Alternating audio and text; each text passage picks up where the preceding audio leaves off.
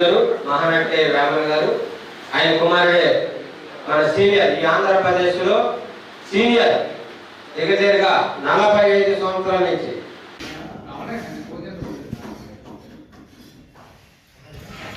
చాలా మంది ఫాలోవర్స్ గా నేను ప్రత్యక్షంగా చూసినటువంటి వ్యక్తిని కేవీఆర్ గారి బండి మన మాజీ ముఖ్యమంత్రి రాజశేఖర రెడ్డి గారి ఇండియా నగర్ కేవీఆర్ నగర్ నాయకులు అన్న బెనర్జీ గారు అలాగే సరే మన అన్న తమ్ముడు కార్తీక్ గారు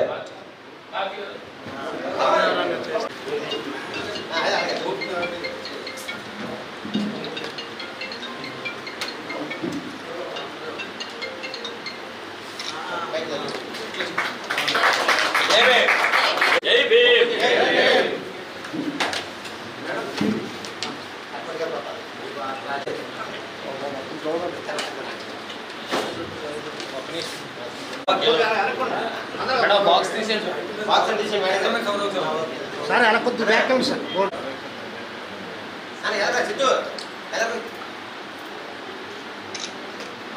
కొంచెం వెనకొస్తే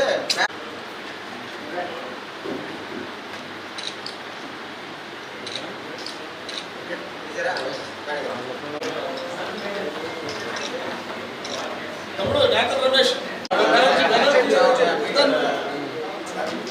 సార్ అక్షరం సార్ బాబురావు గారు మీరండి బాబురావు గారు కామరాడు చేతులు బాబురావు గారు దయచేసి నేను రండి అలాగే ప్రసాద్ తీసుకెళ్ళి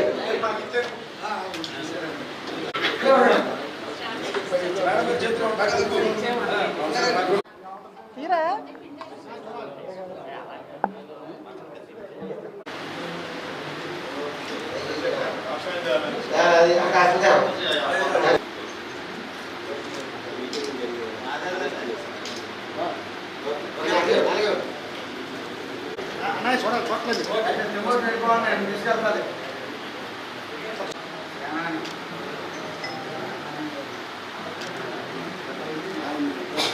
ఈరోజు 75వ భారత రాజ్యాంగ దినోత్సవ సందర్భంగా ఈరోజు ఇక్కడ ఈ కార్యక్రమం జరుపుకుంటున్నాము.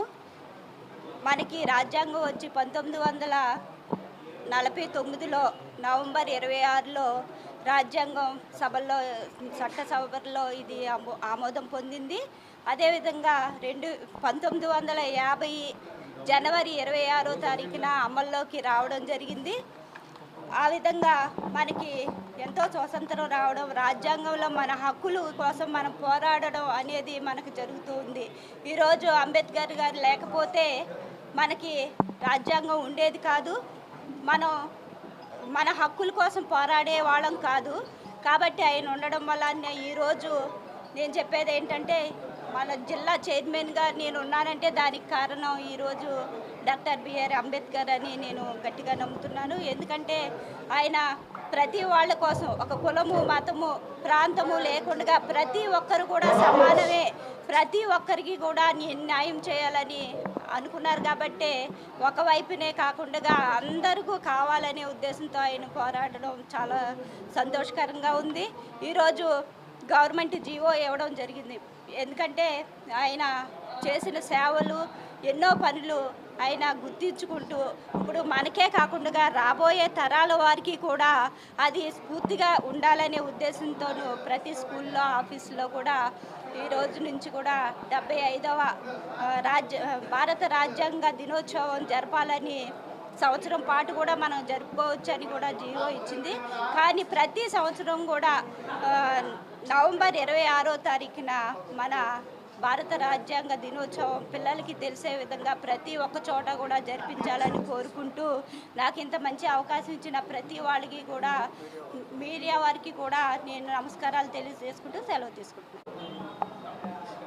ప్రపంచం మొత్తం భారతదేశం వైపు చూడడానికి ప్రధానమైన కారణం భారత రాజ్యాంగం.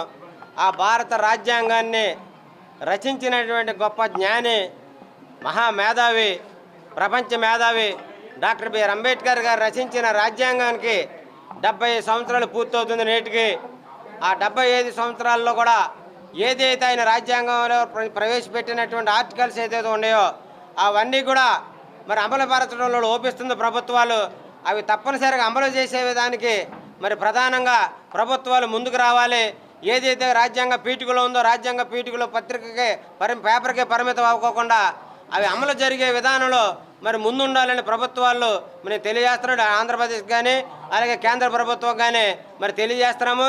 అలాగే స్కూల్లో తప్పనిసరిగా కాలేజీలో కానీ హై స్కూల్ స్థాయిలో ఎలిమెంటరీ స్కూల్లో బాబాసాహెబ్ అంబేద్కర్ చేసినటువంటి పోరాటాన్ని జీవిత చరిత్రని పాఠ్యాంశంగా పెట్టాలి. పొద్దుటే స్కూల్లో ప్రియాంబులు చదివించాలని మరి ఆల్ ఇండియా అంబేద్కర్ యువజన సంఘం తరఫున డిమాండ్ చేస్తున్నాం. రాజ్యాంగ దినోత్సవ శుభాకాంక్షలు అందరికీ.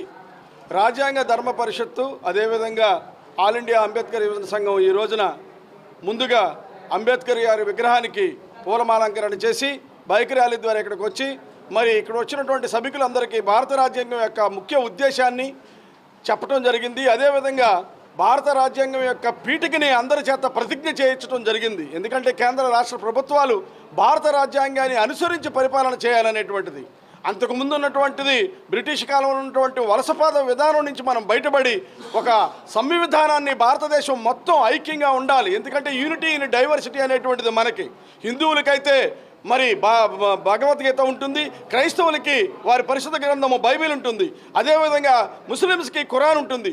అలా కాకోకుండా irrespective of caste, colour, creed, sex, race, region, age and language అన్ని వర్గాలకి సంబంధించినటువంటి అతి పవిత్రమైన పరిశుద్ధమైన భారతదేశపు గ్రంథం ఏదైనా ఉందంటే అది భారత రాజ్యాంగం అని మనకి భారత రాజ్యాంగం అంబేద్కర్ గారు ఇచ్చారు. వారి యొక్క రక్తాన్ని సిరాగా మార్చి ఈ దేశ భక్తుడికి ఈ భారతదేశం ఐక్యంగా ఉండాలనేటువంటి ఉద్దేశంతో ఇచ్చినటువంటి పవిత్ర గ్రంథం భారత రాజ్యాంగం.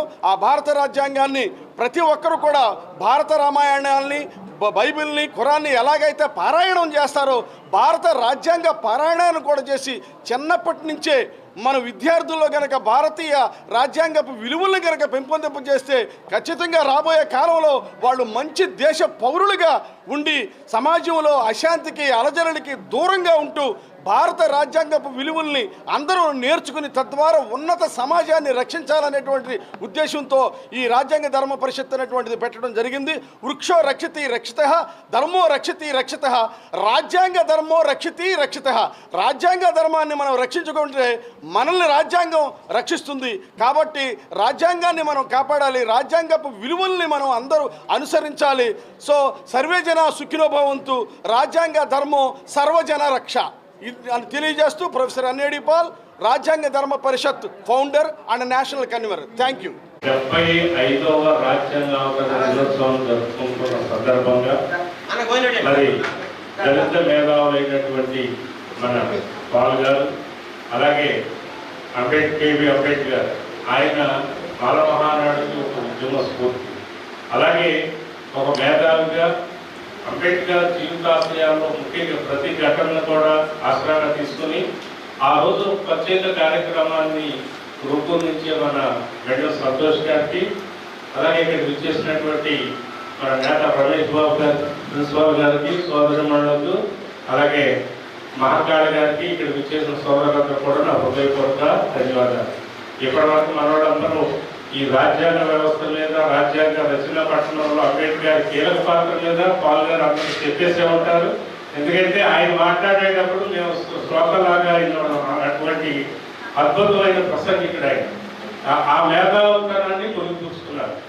ఇవాళ ఆయన ఫలాన్ని అన్ని దినపత్రికల్లో భారతదేశ వ్యాప్తంగా మనం అంబేద్కర్ లేదే ఈ భారతదేశ చరిత్ర లేదు, ఆయనే చరిత్ర అనేది ఇవాళ నిష్పష్టపాతంగా దేశవ్యాప్తంగా ప్రతి నాయకుడు కూడా చాటి చెప్తున్నారంటే ఆయన అహర్నిశలు కష్టపడి. కానీ ఆయన ఆ రీతిగా కష్టపడటానికి ఆ రోజున 9 మంది సభ్యులు ఉన్నప్పటికీ కూడా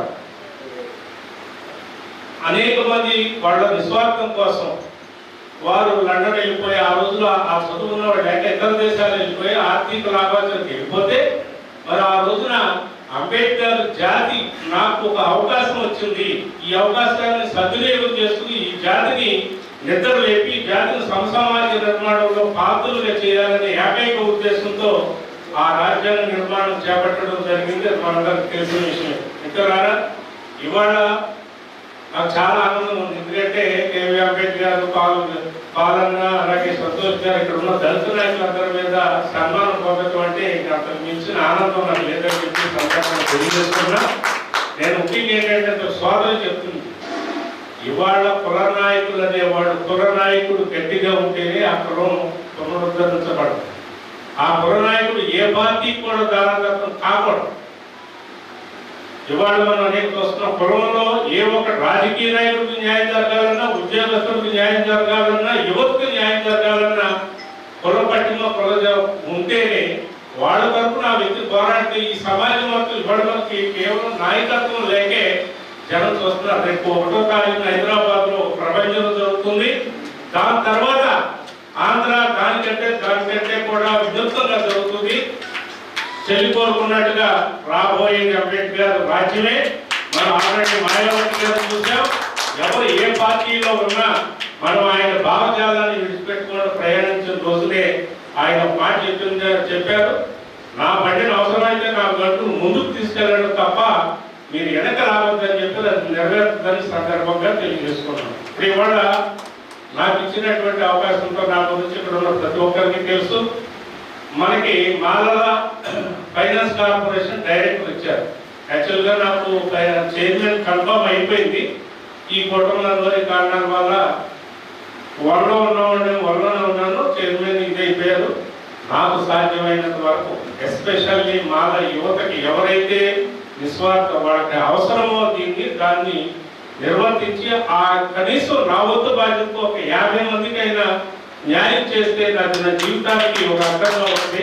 అర్హులైన వాళ్ళకి తప్పనిసరిగా నేను న్యాయం చేస్తానని ఈ అవకాశం ఇచ్చినటువంటి నాయకులు మెడు సంతోష్ గారికి, మిత్రులందరూ కూడా, మీడియా మిత్రులందరూ కూడా నా హృదయపూర్వక ధన్యవాదాలు తెలియజేసుకుంటూ సెలవు తీసుకుంటాం.